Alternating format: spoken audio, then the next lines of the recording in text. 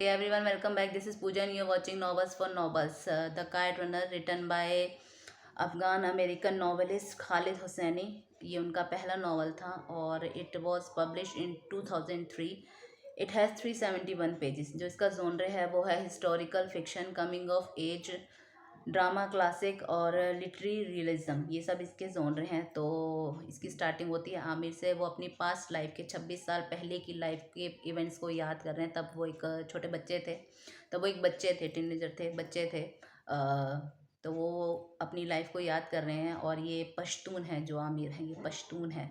तो वो काबुल में रहते हैं, अफ़गानिस्तान में रहते थे अपने फादर के साथ, जिनको पूरे नॉवल में बाबा कहते हैं, उनके साथ रहते थे। जो इनके बाबा हैं ये एक रिच वेल नोन मर्चेंट हैं।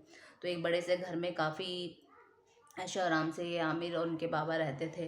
तो इनके घर में इनके नौकर थे हसन और अली। अली उनके फादर हैं, हसन के। ये हज़ारास थे। जो हज़ारास थे वो माइनॉरिटी हैं।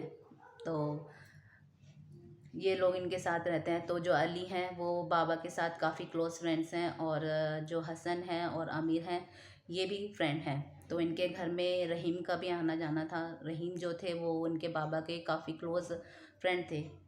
तो उनका भी काफ़ी आना जाना था। और आमिर उनको बहुत पसंद करते थे, रहीम खान को। तो मोस्टली जो बात अपने बाबा से नहीं कहते थे वो रहीम खान को कहते थे। और जो ये रहीम खान है उनको प्रेज़ भी करते थे उनकी हर एक चीज़ के लिए।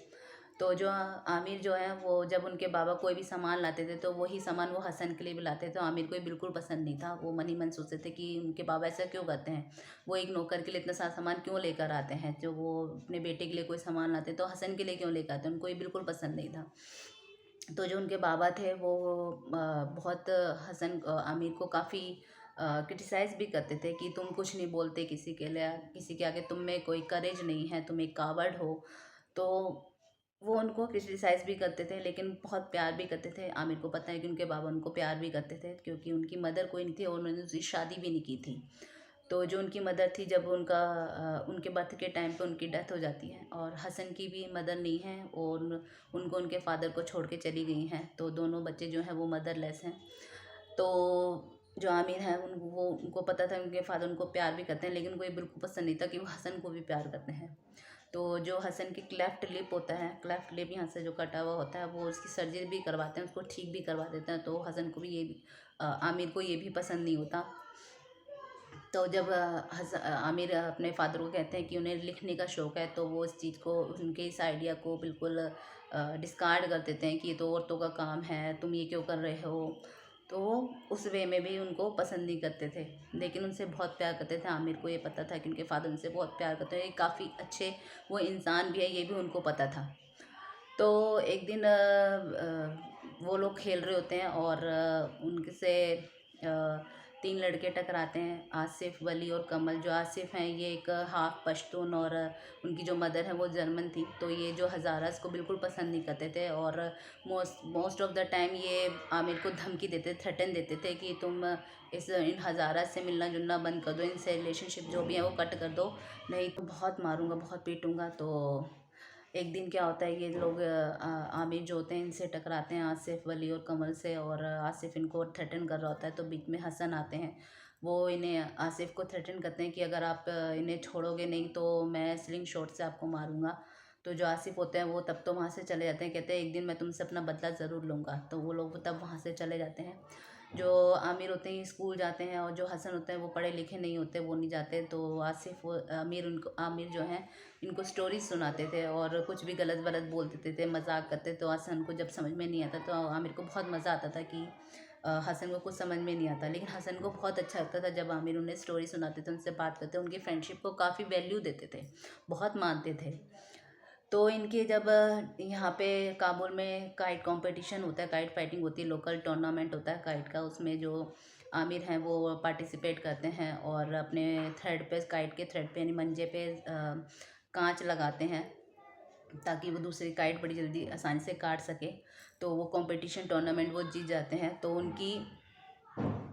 तो जिसकी वो कंपटीशन में काइट काटते हैं, तो जब वो काइट कट के कहाँ गिरती है, तो जो हसन होते हैं उनको बहुत अच्छे से पता होता है कि काइट यहाँ कटी है तो ये यहाँ जाके गिरेगी, उनको पता होता है। तो जब वो काइट लेने जाते हैं, कंपटीशन ख़त्म हो जाता है, तो उनकी जीत की ट्रॉफ़ी के लिए वो काइट लेने जाते हैं हसन।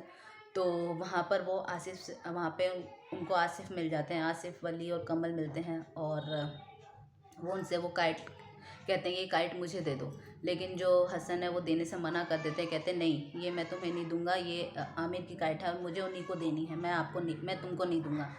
तो आमिर जो होते हैं वो सोचते हैं कि इतनी देर हो गई हसन क्यों नहीं आया अब तक। वो उन्हें ढूंढने निकलते हैं, देखते हैं तो एक गली में हसन को आसिफ, वली और कमल ने पकड़ रखा है। वली और कमल ने उनके हाथ पकड़ रखे हैं, उनकी पैंट नीचे है और जो आसिफ है उन्होंने वो देख रहे होते हैं कि वो उनका रेप कर रहे हैं हसन का। लेकिन वो छुप के देखते तो घबरा के वहाँ से भाग जाते हैं और अपने कमरे में जाके बैठ जाते हैं। तो उनकी हेल्प नहीं करते हसन की। थोड़ी देर बाद हसन आते हैं वो क्वाइट लेके हाथ में और आमिर को दे देते हैं कि ये तुम्हारा ट्रॉफ़ी है, ये तुम्हारी, मैं तुम्हारे लिए ट्रॉफ़ी लेने गया था। दे के वो अपने कमरे में चले जाते हैं हसन। और जब आमिर से 2-3 दिन से हसन नहीं मिलते तो आमिर पूछते हैं उनके फादर से, अली से, कि हसन कहाँ है। तो अली कहते हैं कि वो तो बीमार है और 2-3 दिन से बिल्कुल भी बिस्तर से नहीं हिला। लेकिन आमिर कुछ नहीं बोलते और ऐसा प्रिटेंड करते हैं कि उन्हें कुछ नहीं पता। तो वो हसन से मिलने भी नहीं जाते। तो उसके बाद हसन जो होता है वो थोड़े टाइम बाद, 1 हफ्ते बाद नॉर्मल हो जाते हैं और आमिर से मिलने जाते हैं। लेकिन आमिर जो होते हैं वो उनको इग्नोर करना शुरू कर देते हैं। वो मन में सोचते हैं या तो मैं इस घर में रहूँगा या हसन इस घर में रहेगा। तो जब उनकी बर्थडे पार्टी होती है तो उसका जो उनके पास पैसे होते हैं, जो पैसे होते हैं वो पैसे लेके वो हसन के तकिए के नीचे रख देते हैं। जो हसन होते हैं वो सब देख भी लेते हैं लेकिन वो कुछ नहीं बोलते। तो आमिर जो होते हैं वो कहते हैं कि उनके पैसे, वो अपने बाबा को बुलाते हैं और कहते हैं कि मेरे पैसे चोरी हो गए, ये चोरी ना हसन ने की है। तो उनके बाबा नहीं मानते, वो हसन को बुलाते हैं, अली को बुलाते हैं। तो हसन से पूछते हैं कि ये चोरी तुमने की है। वो कहते हैं हाँ ये चोरी मैंने की है। लेकिन जो उनके बाबा होते हैं वो नहीं मानते और वो कहते हैं कि नहीं तुम लोग, जो अली होते हैं वो कहते हैं कि नहीं हम यहाँ से ये घर छोड़ के चले जाएंगे, इस पे इल्ज़ाम लगा इसने चोरी किया तो हम ये घर छोड़ के चले जाएंगे। लेकिन बाबा मना करते हैं कि नहीं आप लोग कहीं नहीं जाओगे। लेकिन अली और हसन जो होते हैं वो वहाँ से चले जाते हैं।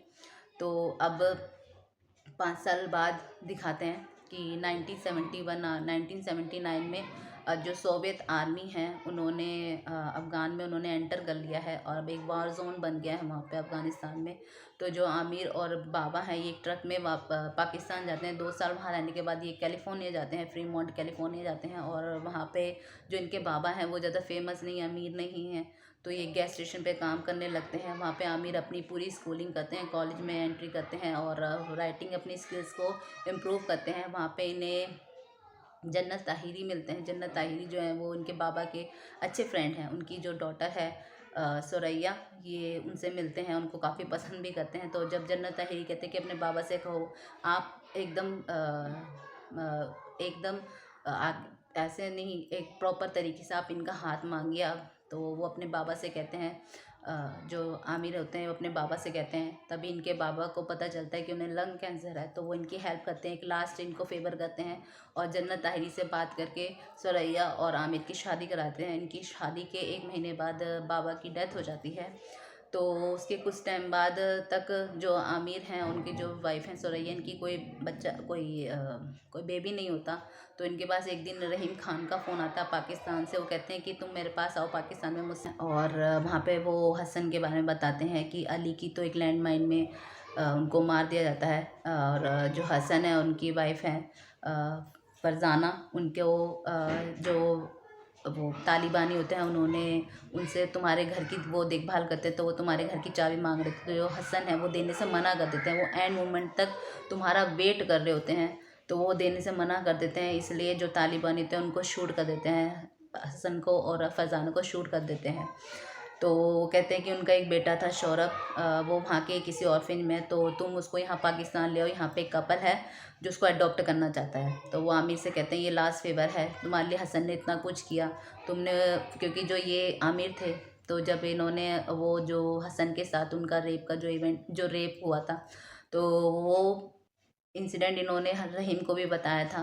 तो रहीम कहते हैं कि तुम्हारे लिए हसन ने बहुत कुछ किया और तुम चुप रहिए, जो तुम्हारा गिल्ट है तो इसको कम करने के लिए, इस बोझ को हटाने के लिए तुम उसकी बेटे की मदद करो, क्योंकि एंड मोमेंट तक वो तुम्हारी वेट करता रहा, तो वो अपने दोस्त की ही वेट करता रहा, तुम नहीं आए। तो वो कहते हैं सौरभ को यहाँ ले आओ, वहाँ पे एक कपल है जो उसे अडॉप्ट करेगा। तो पहले तो और वहाँ पे वो बताते हैं कि जो हसन है वो तुम्हारे बाबा का और उनकी जो वाइफ होती है अली की जो मदर थी, उनका उनका बेटा है वो, सनोबर उनका नाम होता है, सनोबर का, और उनके बाबा का बेटा, यानी तुम्हारा हाफ ब्रदर है वो। तो ये सुन के जो आमिर है उनको बहुत, आमिर जो है जो उनको बहुत ही दुख होता है कि उन्होंने हसन के लिए इतना सब सोचा, इतना बुरा सोचा, उनकी हेल्प भी नहीं की, और एंड तक उनके लिए वेट करता रहा, उनको बहुत बुरा लगता है। तो वो जाते हैं और वो अब वहाँ जाते हैं वापस काबुल, अफ़गानिस्तान जाते हैं। Sorry for this noise.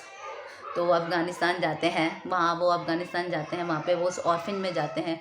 Orphan में जाके उन्हें पता लगता है कि जो तालिबानी ऑफिशियल्स हैं वो वहाँ आते हैं और वहाँ से लड़कियों को ख़रीद के ले जाते हैं। तो इस कुछ कभी कभी वो लड़कों को भी ख़रीद के ले जाते, तो इस बार वो उनके बेटे शौरभ को ख़रीद के ले गए हैं। तो वो कहते हैं कि आप कैसे बच्चों को बेच सकते हो। तो वो जो ऑर्फेंज के लोग होते हैं, जो ऑर्फेंज संभालते हैं, वो कहते हैं कि भाई बच्चों को रखने के लिए हमें पैसों की ज़रूरत होती है, और ये तालिबानी ऐसे ही हमें पैसे देंगे जब भी हम बच्चों की हेल्प कर पाते हैं। तो वो जो ऑर्फेंज के जो लोग होते हैं वो बताते हैं कि कैसे वो वहाँ के उससे ऑफिसर से मिल सकते हैं तालिबानी। तो इन सब की जो आमिर होते हैं इनकी मदद वहाँ का टैक्सी ड्राइवर जो होता है फ़रीद, वो कर रहा होता है। वो उनकी मदद करता है, इनकी हेल्प करता है आमिर की। वो एक मीटिंग सेट करता है तालिबानी ऑफिसर्स की कि भाई मुझे आपसे मिलना है। तो ये कह के वो आमिर से तालिबानी ऑफिसर की मीटिंग करवाता है। तो जब वहाँ पे पता चलता है आमिर को, ये जो तालिबानी ऑफिसर है यही आसिफ है। तो जो आसिफ होता है वो एक शर्त रखता है कि भाई तुम शौरभ को यहाँ से लेके जा सकते हो। शौरभ को बुलाता है।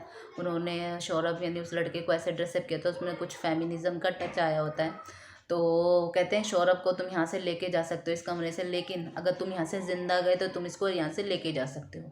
कहते हैं कि वैसे मुझे तुमसे अपना एक पुराना हिसाब चुकाना है। तो वो उसको इतना पीटते हैं, अपने ब्रास से, अपने मुक्कों से इतना पीटते हैं आमिर को, आसिफ इतना पीटते हैं उनका ये होठ तक कट जाता है।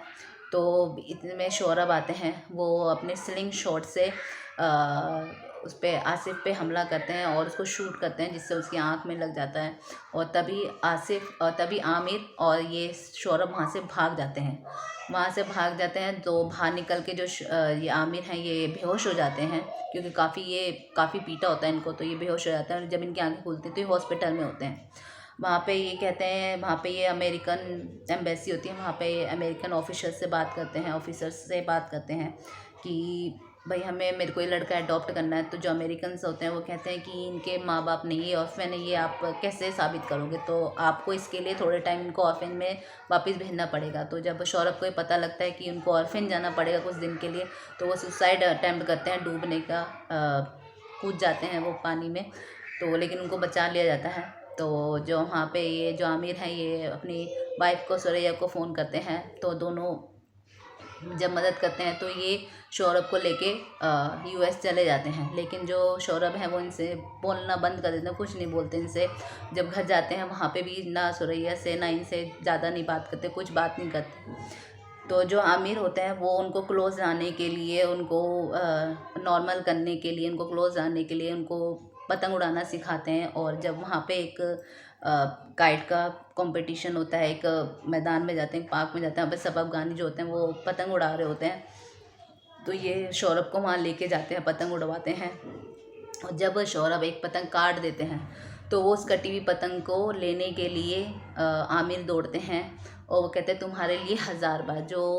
जब इनकी पतंग कटी थी उस टूर्नामेंट में, तो जब हसन गए थे लेने तो वो बोलते हैं तुम्हारे लिए 1000 बार। यही एंड में आके आमिर शौरभ के लिए बोलते हैं तुम्हारे लिए 1000 बार, और वो उस कटी हुई पतंग को लेके आते हैं। काइट रनर का ये काम करते हैं तब। और जो ये नॉवल है तब जो शौरभ हैं उनके मुंह पे एक स्माइल आती है थोड़ी सी। तो ये देख के सुरैया को और आमिर को बहुत अच्छा लगता है, और वो बिल्कुल ओपन हार्टेड उन्हें बिल्कुल स्वीकार करते हैं, बिल्कुल एक्सेप्ट कर लेते हैं।